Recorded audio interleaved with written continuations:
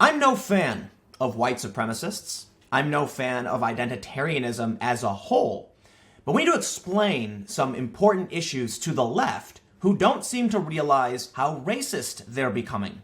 And this is particularly offensive to me, and there's one good reason why you will see me talk more about the left than the far, far white supremacist right, or whatever you want to call it.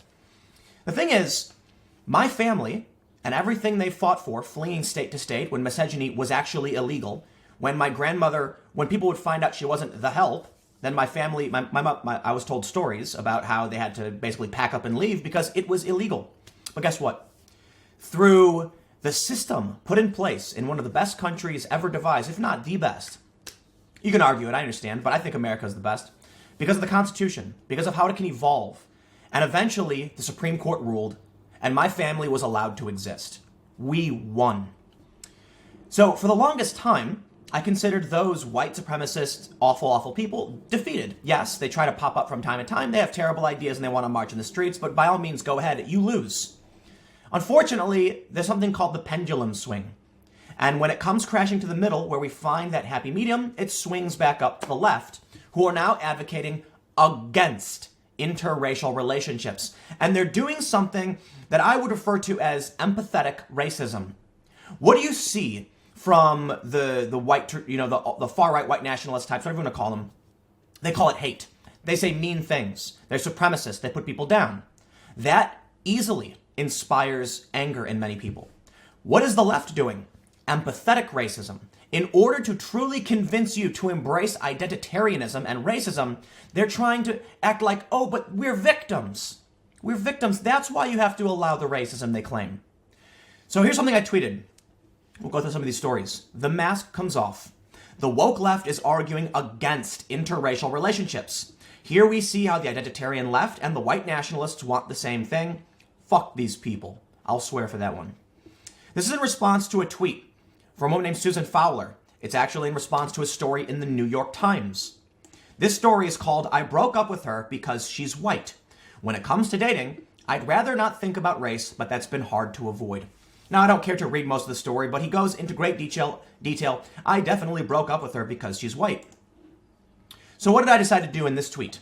I decided to highlight several stories in the mainstream being allowed to run where they argue against interracial dating.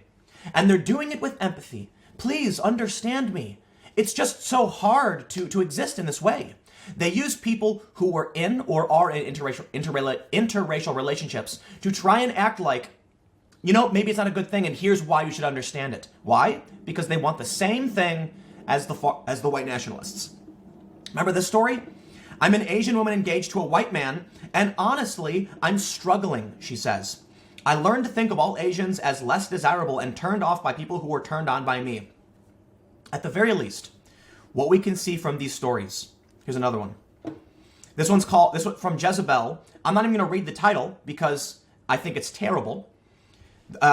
They say, they're tired of watching brown men fall in love with white women on screen. My favorite quote when this story first came out from Jezebel, feminist Jezebel, was, wow, who would have thought the Daily Stormer and Jezebel have so much in common? And then we have this story. I'm a Muslim woman of color, and here's why I don't date white men, with some really, wow, the quote. She says she would never marry a white guy. She would marry anything but white, person of color only. Her mom said, why? He could just convert. And she said, it's like being with a colonizer or an oppressor. I can't do that. The pendulum swing has gone the other way. And now what they're saying is that because white people are the oppressors, they have to segregate. Being woke means you can't be in these relationships. In the Huffington Post story, I'm struggling with being with a white man, she talks about how she's concerned about how other people see her because she's with a white man. She didn't say this, but with the colonizer or the oppressor. Racism. Coming from the other direction under the guise of empathy. It's obvious why I get offended by this. As I brought up in the beginning, my family had to fight against this rhetoric. This kind of conversation only leads to one conclusion. They're trying to use empathy. They're trying to say, but don't you understand how we feel? Because they're advocates against racial integration. Think about the idea of cultural appropriation. What these people are doing, in my opinion, is nightmarish and it's terrifying. and no one is stopping them. So when I talk about the far right being defeated, they've lost.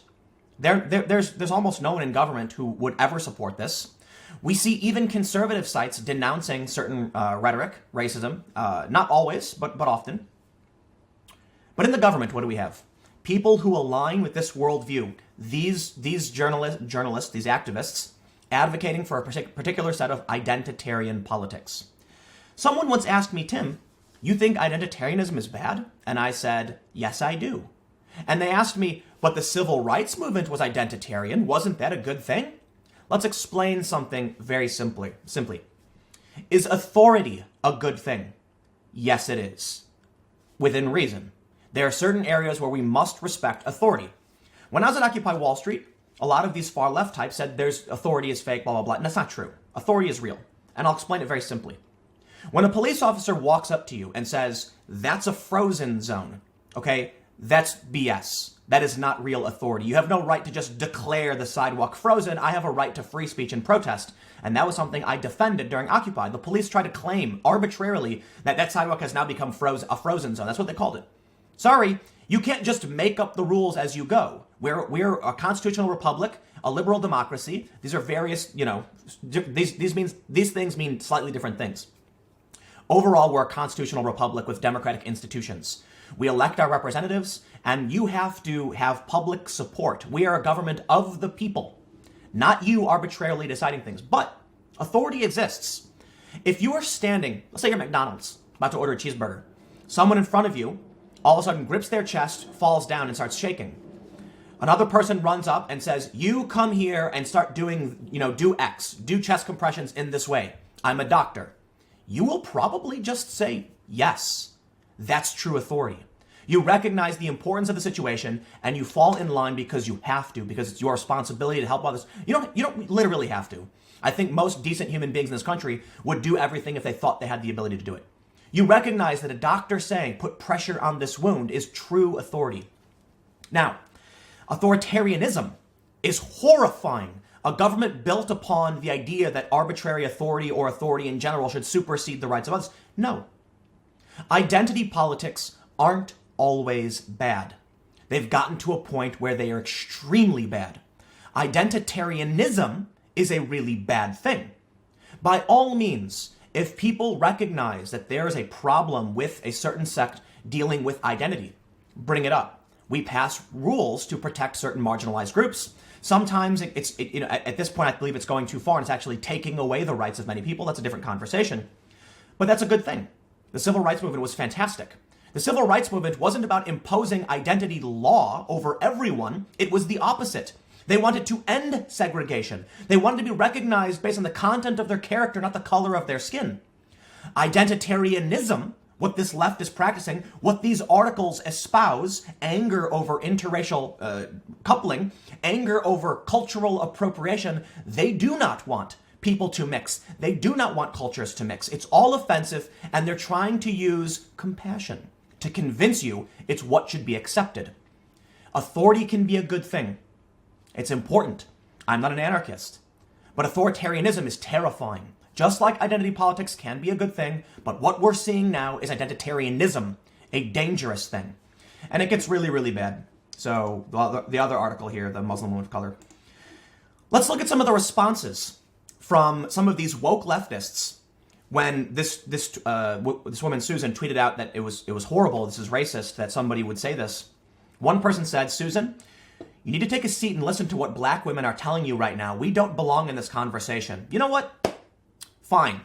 I do. I do more than you and more than any, I don't know what you would call it, single-raced individuals. I do. And I'm telling you all, you're racist and you're insane and this is dangerous. By all means, let me make it clear. I'm glad these people are saying this. Absolutely. I'm glad these articles emerge. Because I want to make sure everyone can see just how awful these people are. It's possible. They went out. I'm worried about that. But it just means I'll make videos like this calling out the woke left for being insanely racist. And in my opinion, this stuff is pure evil. Look at these comments. Girl, there's levels to this that we as white women need to be sensitive to. We cannot go around equating black people's concerns about interracial dating to white racist over miscegenation. How about mixed race anger over the anti-miscegenation that you're advocating for, you're pushing for, because one group of people said, you know what, listen, you can't talk. And they said, okay. And now what? All of the white allies for the mixed community are just backing away saying, okay, we've decided we're no longer going to help fight for integration and multiculturalism. What is going on, right? You see why I get so angry with the left. Where's the right in this? For the most part, in agreement with me. How is it that conservatives today are saying, Tim, you're right about that? And I'm like, thank you for supporting my family and everything we fought for. And the people who are supposed to be the woke anti-racists are advocating against what my family stood for. There's more. Honestly, this person said, honestly, this isn't really white people's issue to comment on, much less make a reverse racism argument about. Well, because it specifically refers to my family, I'm going to call you, Ian Coldwater, at Susan the Squark, an overt racist. And let me say this. When the woke left likes to claim that everyone's a fascist because they oppose race mixing and everything, okay, you are all outing yourselves as fascists, as far as I'm concerned. Susan said that's absurd. And being against interracial dating isn't reverse racism, it's racism. Barry A. Williams, no, she is correct. You can't speak on what black consciousness and wokeness means, just as I can't speak on white women's feminism. Not everything is for or about you or needs or even wants your commentary. It's okay to defer to those that are in of the community. And as someone who is in and of that community, I'm going to tell you to go fuck yourself and say that Susan has every right to speak up, and I appreciate that she does. You know what? This is what I've been seeing every day since, honestly, Occupy Wall Street. And it's why I've been growing more and more concerned with this sect of the left. And I'll tell you one more thing. Some people have criticized me because, full disclosure, I say that because I supported Tulsi Gabbard, and I'm even more excited by her as of late. Why? Well, she holds many center-left and even some far-left positions I disagree with, but she's very anti-war, and recently in an interview, she denounced identity politics as divisive and just as generally a bad thing. And I appreciate that. And isn't it funny that Tulsi Gabbard is a POC woman and she's the one saying stop? And then you have someone like me, well, they'll just insult me and say I'm passing, and they'll try to erase my family's history saying stop. But whoever these woke leftists are, predominantly white people, think about it this way. I'll end with this, because I really, really can't stand the overt racism from these people. I don't like hate speech either, but again, I'm glad these people speak up so I know how evil they are, lest they do these things in secret.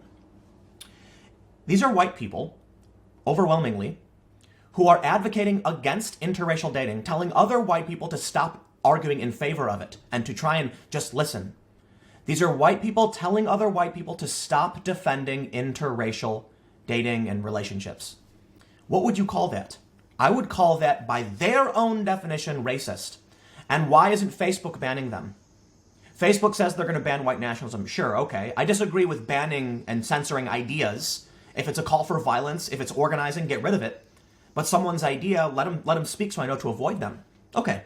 So what would you call a bunch of woke white leftists telling other white people to stop defending interracial relationships? What would you call that? I'd like to know. I really would. And I'd like to know when Facebook's going to ban them too. They won't, because these people are gaining cultural authority and power because it's being just let go. No one's pushing back against it. You know what? Here's the thing. You can tell I get frustrated by this because it personally affects me. But you know, at the end of the day, I'm rather individualist. And so as much as this stuff makes me angry, the hypocrisy makes me more angry. I know that no matter what these people try to push, I'm going to be okay. Life may get hard. I may have to figure things out, but I always rely on myself. My vision of the future, as I've often joked about, is chilling down by the river with a dog or in the middle of the woods. Just get away from it all. If these people want to create a fascistic... Listen. I'm going to end by saying one more important thing. I'm just going to stop. You want to talk about what fascism is?